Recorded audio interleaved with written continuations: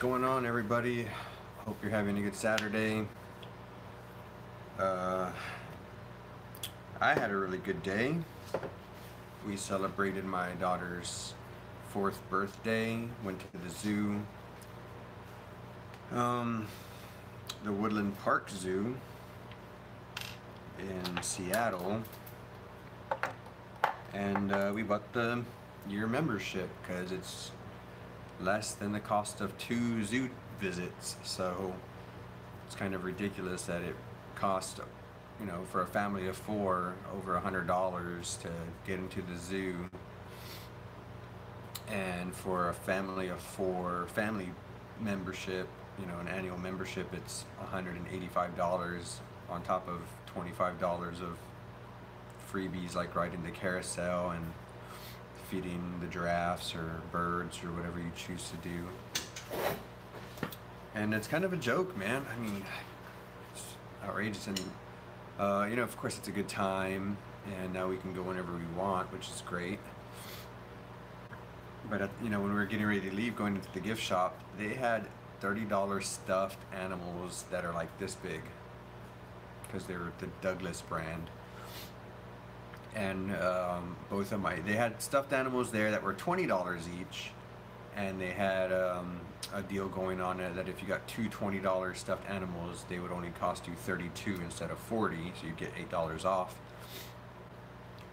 And my daughters both wanted the little stuffed animals that were $30 each, and I was just like, babe, we're not spending $60 on 2 stuffed animals that are just going to sit there on their bed with their hundreds of others. And so luckily we were able to convince them without any trouble to get the $20 ones. So it ended up being a cost of, 35-ish bucks instead of $70 after tax, so that'd be getting close to. So made out kind of good there, I guess. And started to put together my daughter's swing set that her grandparents, my wife's parents, got them, really.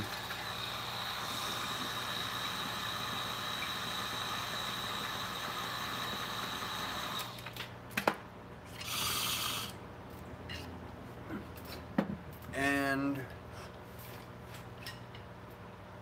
yeah, we had a good time. Didn't spend too much time at the zoo, and it was nice that we didn't have to feel rushed, because we can go back anytime we want for free, other than the gas and parking. And yeah, just the whole day was kind of chill. No major rush. Woke up, ate breakfast, doing little things here and there.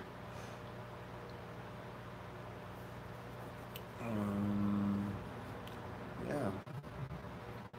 And at the zoo we got to feed the giraffes, which was really cool. And I've never experienced anything like that. And it was pretty amazing, man. They've got crazy long tongues, and I really wanted to pet it. And they tell you not to. It's just reminded me of growing up and being around horses a lot, because my dad's brother Pete, he had a bunch of quarter horses he would race, so I was, anytime I wanted, I could walk over there and pet the horse if I wanted to. Very rarely did I ride them, but I would go, pretty often, I guess you could say. Not, and some of the fence was right by my house too, so if the horses were nearby, I didn't have to go very far to pet them. And so yeah, that was really cool. And we just saw a few other animals, and whatever. Spent about 2 hours there. Got there kind of late, around 3 o'clock, probably 3:30 by the time we parked, and got in pushing 4. And yeah, it was fun.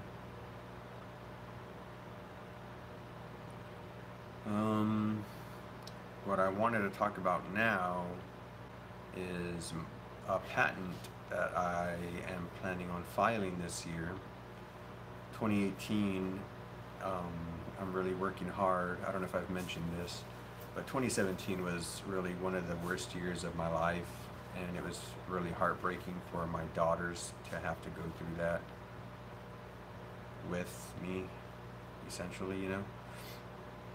And it was rough, man. It was real rough. And so the entire year of 2017 was a horrible, horrible, dark place. And even towards the end of 2016, basically from November 2016, shortly after my daughter's birthday, when I destroyed my ankle that I'm going to need surgery on. And yeah, so basically over a calendar year of shit. Well, did we get into this house in 2017? Yeah. So okay, now that, you know, almost a calendar year from November to August, September, 10 months of just a dark, dark cloud every day, just a horrible place to be, a place where a lot of people probably are currently and just maybe don't even realize it too much that they're there. I knew I was there because we had gone from an okay situation in Texas while we were going to school to a horrible, horrible place. And just a horrible situation. You can't say place, right? Because Texas is the horrible place in compared to Washington State. It's not as diverse. It's not as, you know, diverse with their wildlife, and just the different things you can do and see around here is phenomenal compared to South Texas, where I'm from. And so yeah, just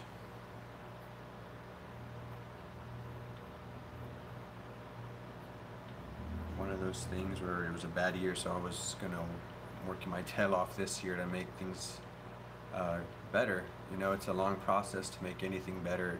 Very rarely do things change overnight unless you know, are fortunate in one way or another.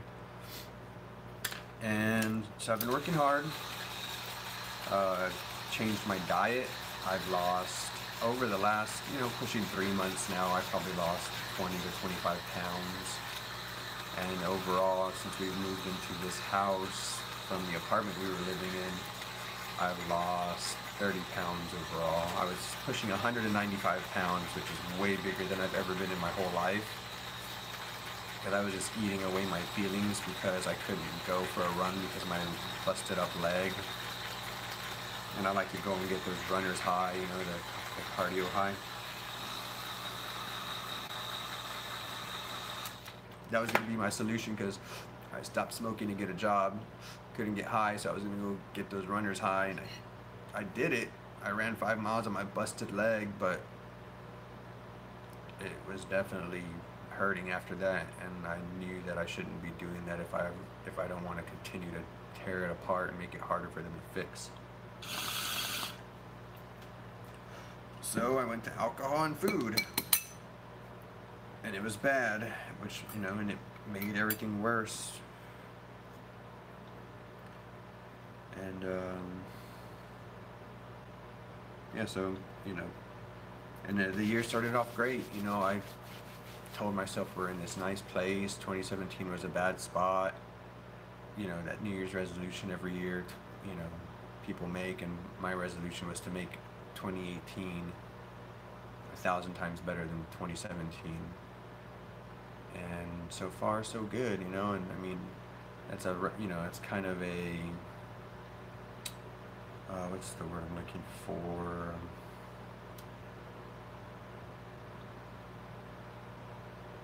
An objective? No.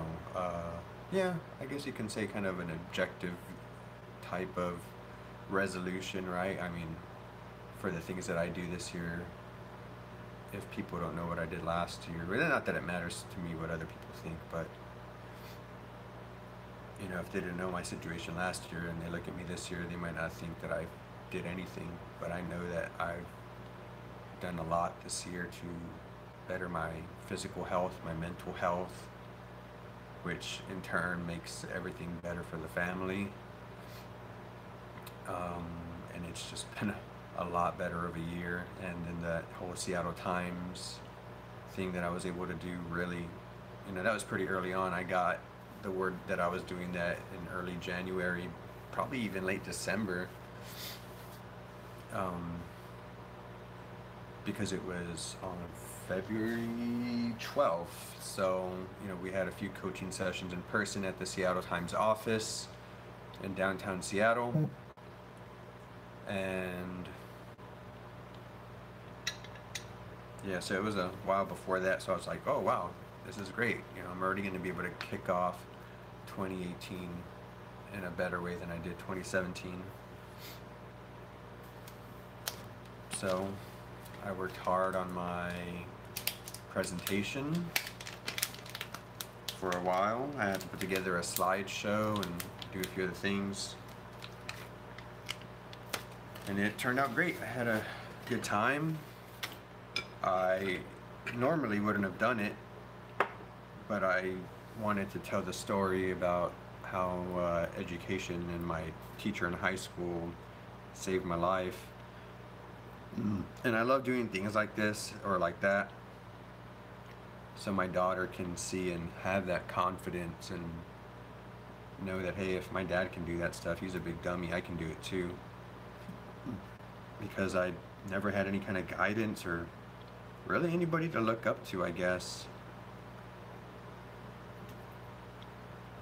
So it's kind of trying to be that figure that, kind of I could have wanted when I was growing up.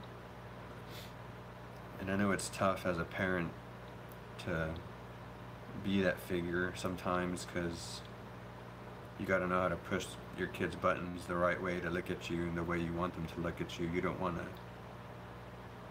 be your kid's friend, right? Because you're not, obviously you do, but you're their parent first.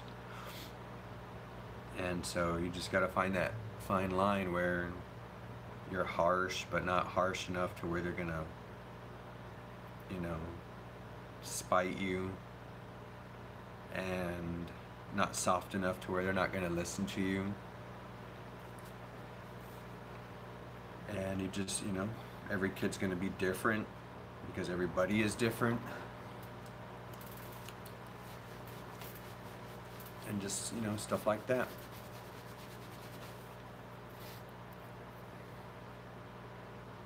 But yeah, back to my patent. I've had this idea probably towards the end of my senior year of college.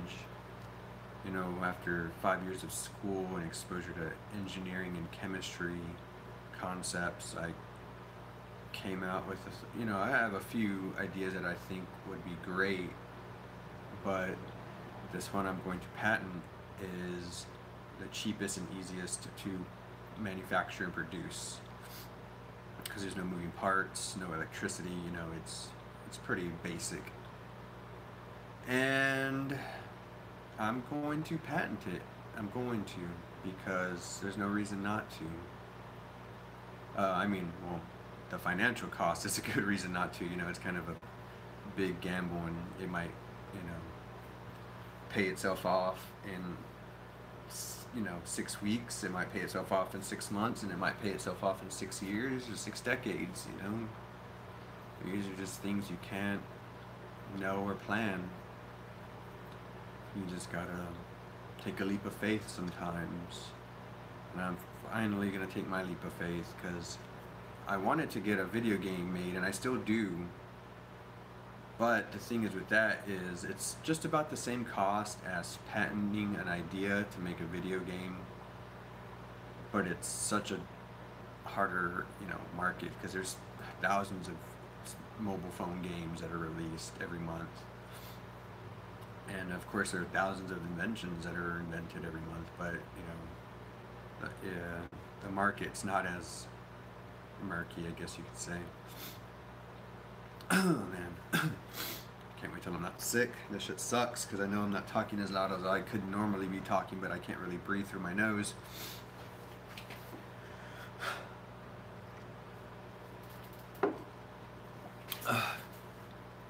So I know the audio might be an issue with a few of these first episodes, but whatever. You know, these are the episodes that definitely nobody live watching, and will be very rarely viewed, if, you know, to begin with, if at all or ever.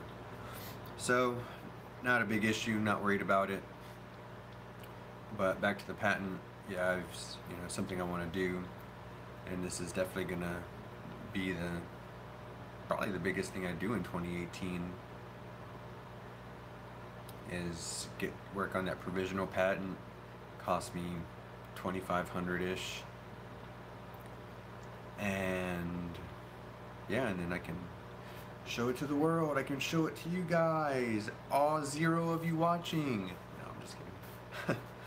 but yeah, you know, my plan is to patent it and basically just drag myself and my daughter to downtown Seattle, and you know, I'm gonna set up like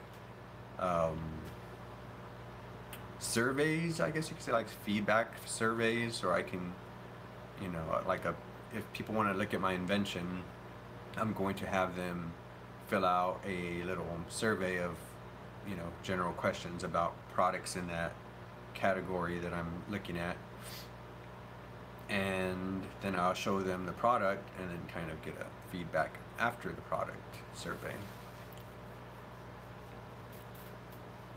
And so yeah, I'm just gonna come up with little surveys, get myself and my newly 4-year-old daughter, which will be 4 on Monday, but we celebrated today, and drag her down to downtown Seattle to help me and be the little cutie pie that gets people to stop. Because this big afro / mullet is not gonna do it.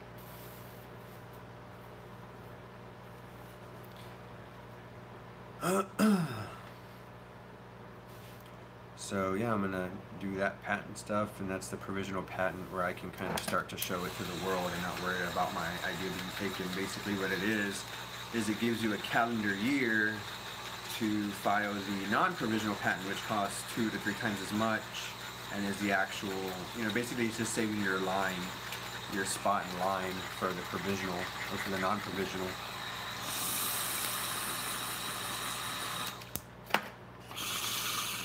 But what gives me faith that it won't be a waste of money? Oh, is these things right here. I did a gun show in Texas, in San Antonio, that my only one I ever did in San Antonio, and the whole reason I went to do one in San Antonio was to get people to sign up for my long-range marksmanship course. Having been a sniper in the military, I know about long-range marksmanship, so I thought, you know, I would offer the course to people for a lower rate that they could find anywhere in this country, you know, a few $100, $300 to $500. No, I think it was like $300 to $600, depending on if they had their own rifle and equipment. And only 3 dudes ever signed up. And 1 Navy veteran. They're basically the only guys I ever taught in that course. And but yeah, these 3 guys, well, that's why I went. And there, you know, I had a table trying to sign people up for the class. And I sat next to some guy, you know, another vendor. So, you know, start BSing with the other vendors there at the show, gun show. And he had these things called mag loaders. And I was really, try to get rid of this glare, let's take it out of the bag. And I was like, what? You know, it's kind of cool. The mag loader, that's how they work. You just put that shit, it's because his story was, you know, his dad was getting old, still liked to shoot his pistol, but had trouble loading it because of, you know, you gotta really get your finger on there to push those rounds down. So his quick fix was to just make a ring with a little stud on it and a little groove to, you know, seat the round a little better. And of course different sizes for different calibers. And for this bag of 3, and of course, you know, his little pitch, it would be like, oh, you know, let me see your fingers, maybe you could use some of these, I can throw in some extras, you know, maybe give them 4 or 5 they'd walk away with for $5. So he was selling these for $5 each, and he told me he was making them for like 5 cents each. 5 cents each, you know, so the whole bag probably cost him a quarter for the, you know, the paper I just showed you and the plastic bag itself, you know, and the 3, 4 things that would be in there would be a quarter, and he was selling them for $5. And he has the patent to it. It says patented, made in the USA, and it's super simple. And he told me, you know, it didn't make me rich, and it, you know, maybe if he spent more money getting it on, you know, word around the country, it could make him rich possibly. But he says it pays his mortgage, the light bill, you know, it just pays bills. And the patent, it's not a simple patent like this, probably cost him total $5,000, and he probably made that back in his first year. And I'm guessing it would be a utility patent because it's a unique thing that's kind of never been made. It's not a different design of something. So yeah, and that's kind of why I want to patent my idea, because, you know, it'll cost me a few grand to patent it, and probably within the first year, I would imagine I could make my money back just because of the market I'm choosing. You know, if I was choosing, you know, or like I was saying before, you know, just like using that money to make a video game, hell, just to create the company I needed to make to protect my personal assets and trademark the video game name. For the trademark, the company creation, and a few other little things, it was $2,500, which isn't bad at all, to make the LLC, trademark a few things, and get some legal documents together to protect my idea. But, you know, and then on top of that $2,500, you're probably looking at another $2,500 plus to even just scratch the surface of the video game. And so, like I said, I still want to do it, but that's a lot riskier investment than my patent. And so that's what I'm doing. That's what I'm doing. And for me, it's not even about getting rich. I don't care about that. I would just like enough money for me to be able to live the life I'm living right now, comfortable living, and to not have my wife or I work, and for us to be able to afford to go to school. And that would be perfect. That would be the perfect life for me.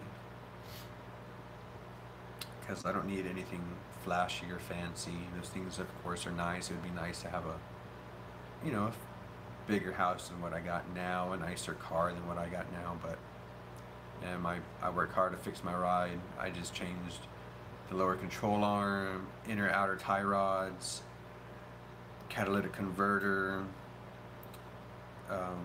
brake calipers, rotors, brake job, shocks,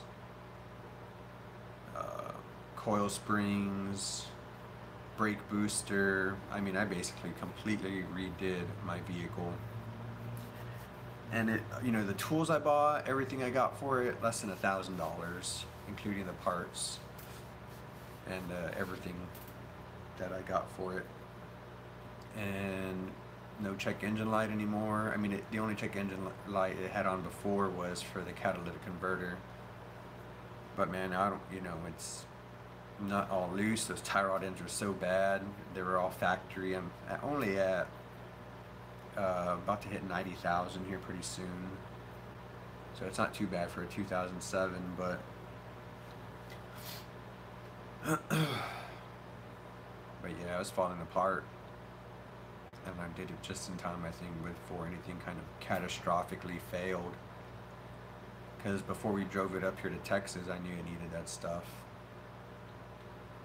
And they told me when I got the oil change, it needs that stuff. And I was like, there's nothing I can do, man. I don't got money to pay for that now. So I put another 5,000 miles in 5 weeks on it, and man, I thought it was gonna go there for a while. Man, we drove that shit into the dirt, but it hung on, and hung on long enough to, well, it only had to really hang on for those 5 weeks, because then I was able to, shortly after, 5, 6 weeks, it was 5 weeks of hard driving it hard, and then maybe like another month of light driving it, and then we were able to pay to have my wife's car shipped up here. It was a brand new 2016 Chevy Malibu with probably like 2,000–3,000 miles on it. And I didn't want to put another 2,500 miles on it driving across the country to move up here, so I was like, nah, I'll pay $1,000 and ship it.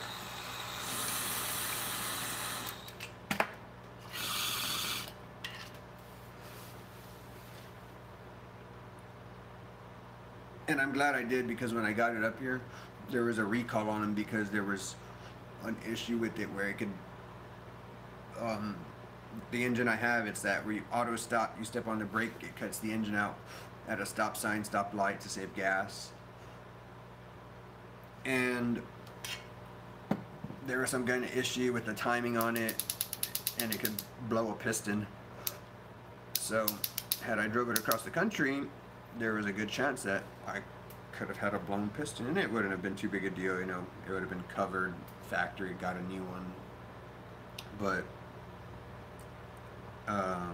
yeah, it's better to just hook it up. We'll fuck with the computer, change the timing a little bit. And I did notice a difference after it was getting out, before the update they did to it. Whenever I came out of the auto stop, man, it was kind of rough. It would be pretty rough sometimes, like, holy shit, man. And afterwards, it was a lot smoother.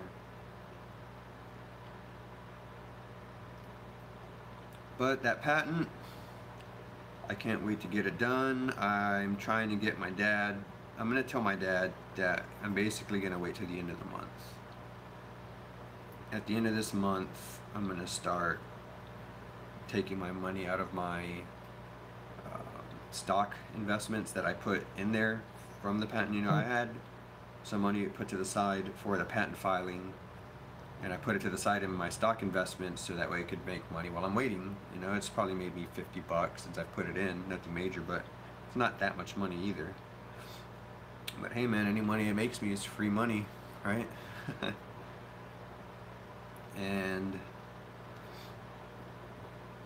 yeah, so I'm gonna start taking those out here soon and making phone calls.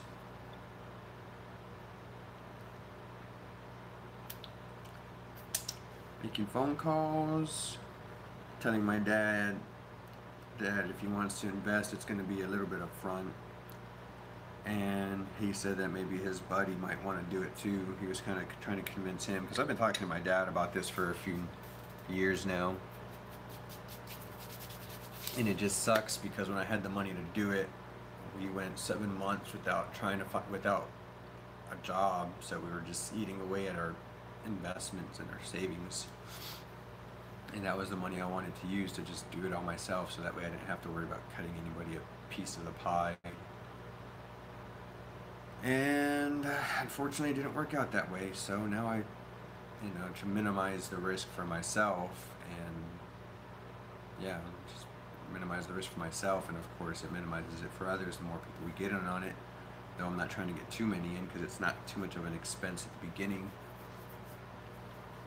to just patent the idea.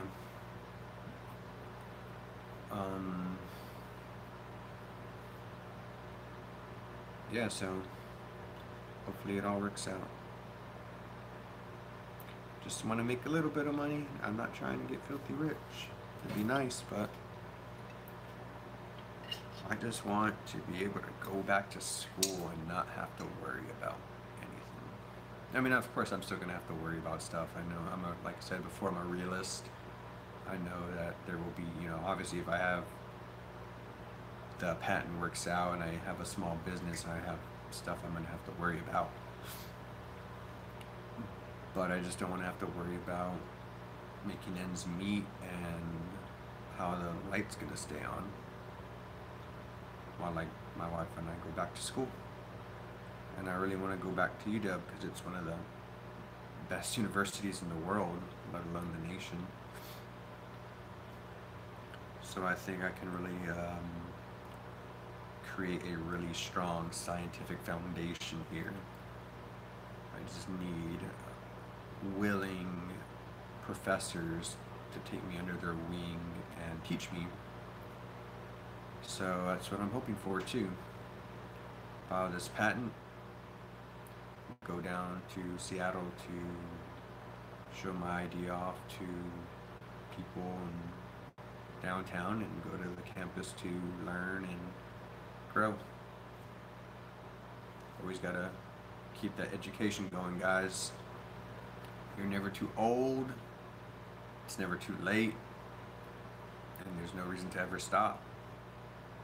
I mean, it's weird to me that so many people get done with school and they're like, man, they get their bachelor's degrees and they're like, man, I don't ever want to have to go through that again. And it's just like, why? You know, it's a grind to do homework and reports and all that bullshit, but I just love the research. Doing research is so much fun. Being in a research lab in a hood with just you and the chemicals and the chemistry, and yeah, it's just amazing. And then just trying to think about what's going on, the mechanism of the reaction. That was my favorite thing in organic chemistry too, and that is my favorite thing, is just understanding mechanisms, whether that's an organic chemistry mechanism or a biochemistry mechanism. How these things work is just some of the most fascinating shit that it just boggles my mind how people could figure this stuff out. And I want to know the secrets of their trade, because to me that's the most fascinating shit ever. There's a video I watched recently that was literally like the machines of our biology in our cells and how they work in tandem like clockwork, man. It's just like there's literally like little things that have little legs and they march around and they're like stepping over stuff, and it's just mind-blowing. Completely mind-blowing. And you know, I'm not the brightest bulb on the porch or the sharpest knife in the shed or the smartest human on earth, but I work really hard at everything I do, and you should too, because there's no excuse not to. So it just takes a lot of work, guys, especially if you're like me and you have demons that you have to battle with. You have to work extra hard. But it's worth it in the end. It's really worth it. You know, they say knowledge is power, and I never really truly understood. You know, you hear it a lot, and you don't ever, you know, you think you know what it means. And it's not until recently that I understand what it means now that I'm actually have spent so much time in school. It's not even about the degrees. It's not about the degrees. It's about the hours you spend grinding away, trying to learn these things. You can get a college degree and spend, you know, 300, what are the credit hours, like 150 credit hours. You could spend, and then times 3, we'll just call it, you know, 1,000 hours. You can spend 1,000 hours getting a bachelor's degree, and you can spend 5,000 hours getting a bachelor's degree. It all depends on you. And I don't mean that in a sense like you're a dumbass, you fail for taking classes. I mean that in the sense of you're putting in the extra work to further yourself. It's not even about your peers. It's not about getting the highest grades in the class. It's about you. Because some people can spend an hour, read a chapter, and understand everything that was in it. And some people can spend an hour and read a chapter and not know what the fuck they read and have to reread that chapter. If you're one of those people, I'm, you know, kind of in between, I guess. It depends what it is. I can retain some of it, but like I said, you just gotta know you. That's all you gotta do.